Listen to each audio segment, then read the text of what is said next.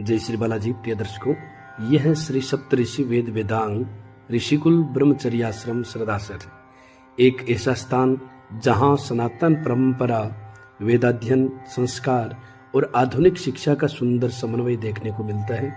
यह केवल एक शिक्षण संस्था नहीं, बल्कि संस्कार, अनुशासन और वैदिक ज्ञान का केंद्र है।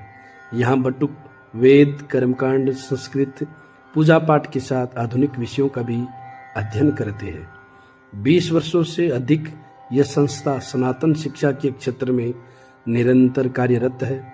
यदि आप अपने बच्चों को संस्कार के साथ शिक्षा देना चाहते हैं तो एक बार इस ऋषिकुल की दर्शन अवश्य करें।